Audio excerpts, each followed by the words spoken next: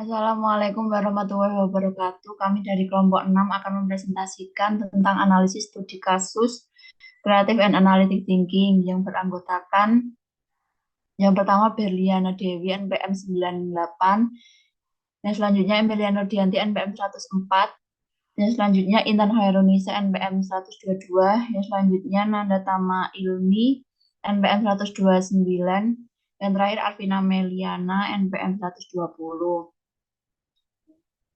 Slide selanjutnya. Dalam kasus ini kelompok 6 mengambil judul kronologi kasus kopi sianida Jessica Wongso, kapan ditetapkan tersangka dan divonis 20 tahun penjara. Dalam kasus tersebut,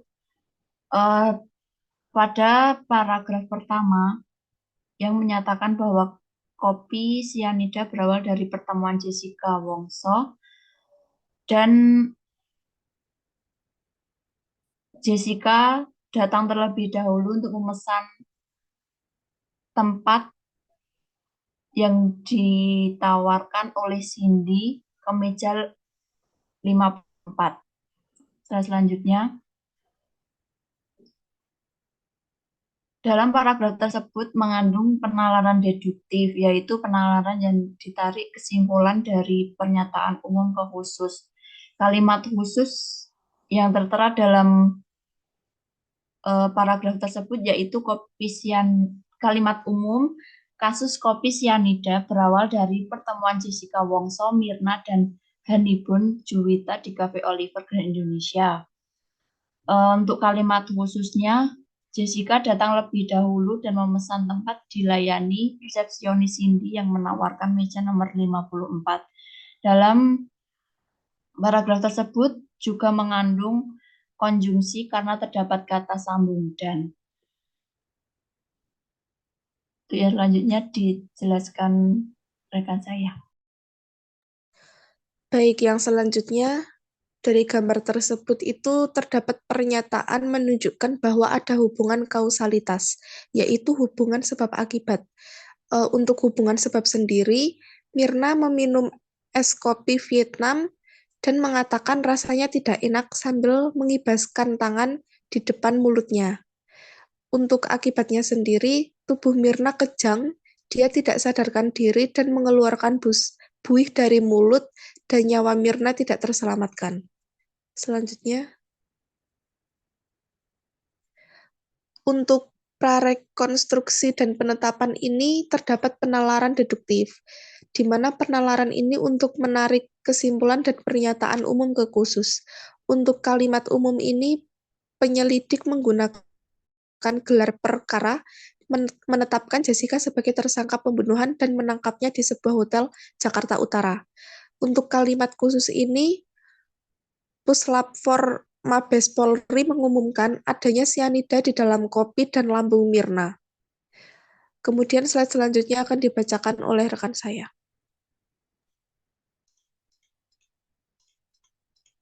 Yang selanjutnya ada rekonstruksi dan pra-peradilan. Pada Februari 2016, polisi menggelar rekonstruksi tewasnya Mirna di Cafe Olivier. Jessica menolaknya karena dinilai itu sebagai versi polisi. Setelah itu, ia menjalani tes kejiwaan di Rumah Sakit Cipto Mangunkusumo untuk mengetahui pribadi dan motif. Kemudian penasihat hukum Jessica mengajukan pra-peradilan ke Pengadilan Negeri Jakarta Pusat karena penetapan tersangka dianggap tidak sah. Namun, upaya tersebut pupus sehingga Jessica ditahan sampai akhir Mei 2016. Pernyataan tersebut menunjukkan hubungan kausalitas, yaitu pola sebab akibat. Yang pertama, sebab Jessica menolak rekonstruksi karena dinilai sebagai versi polisi. Yang kedua, akibat Jessica menjalani tes kejiwaan di Rumah Sakit Cipto Mangunkusumo untuk menilai pribadinya dan motifnya. Selanjutnya, penasihat hukum Jessica mengajukan pra-peradilan, tetapi upaya tersebut gagal, yang mengakibatkan penahannya hingga akhir Mei. Menunjukkan penalaran moral. Penalaran moral dalam pernyataan tersebut bahwa Jessica dan penasihat hukumnya menangani proses hukum dan bagaimana masyarakat memandang tindakan-tindakan tersebut. Dan selanjutnya menunjukkan hukum dan etika. Secara hukum, penasihat hukum Jessica berusaha memperjuangkan hak-haknya dalam sistem hukum. Perspektif etika, ada pertimbangan tentang apakah tindakan-tindakan Jessica dan keputusan hukum yang diambilnya sesuai dengan norma dan nilai-nilai masyarakat. Slide selanjutnya akan dibacakan oleh rekan saya.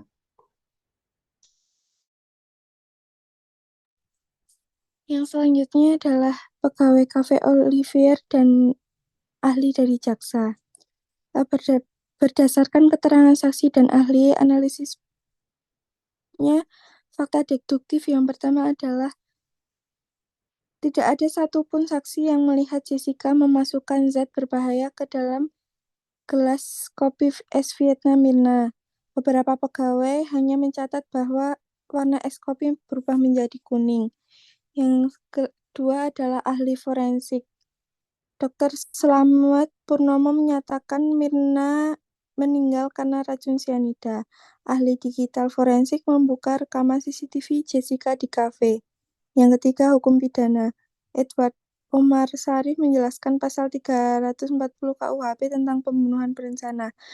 Analisis deduktif dapat menyimpulkan bahwa meskipun tidak ada saksi yang melihat Jessica langsung memasukkan zat berbahaya, bukti forensik dan rekaman CCTV bisa menjadi dasar untuk menguatkan kasus pembunuhan berencana pasal 340 KUHP.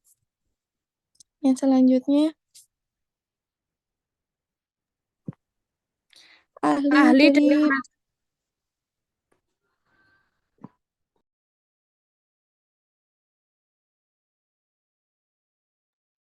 Lanjut, Mbak Berliana.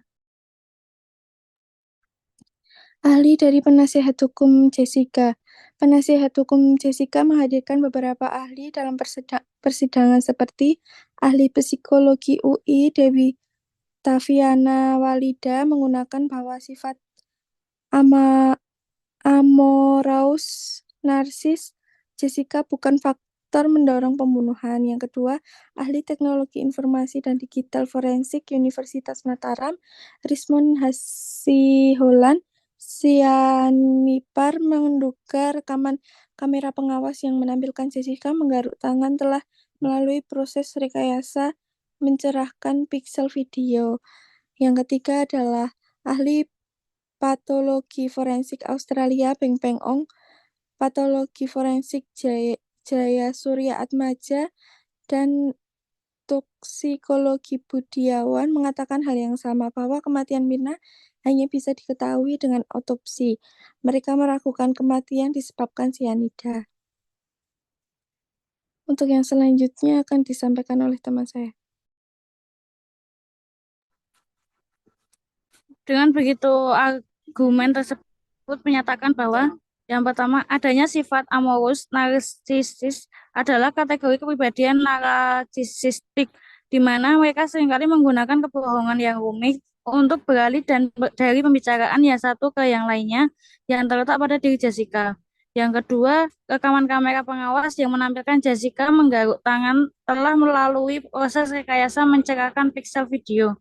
Dan yang ketiga, ada kematian Mirna hanya bisa diketahui dengan autopsi. Apabila tidak melalui autopsi, tidak dapat terlihat jelas bahwa kematian Mirna disebabkan oleh cyanida. Selanjutnya,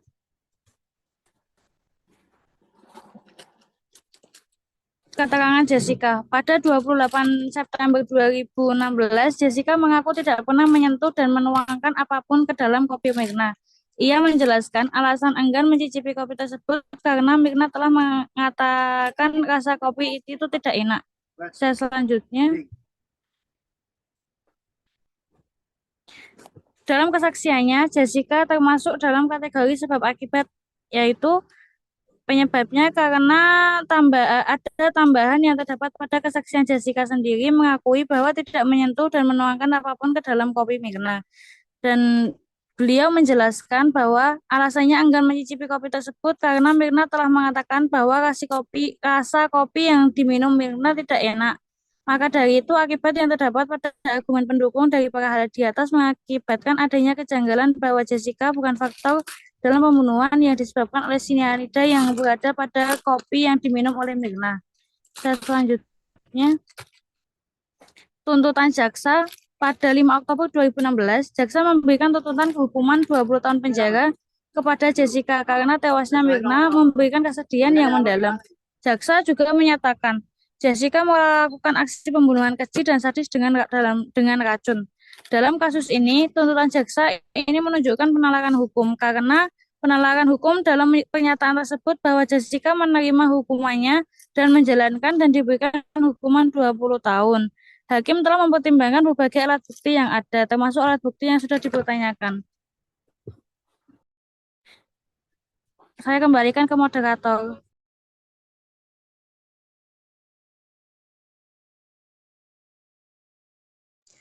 Baik, terima kasih presentasi dari kelompok kami. Kurang lebihnya mohon maaf. Wassalamualaikum warahmatullahi wabarakatuh.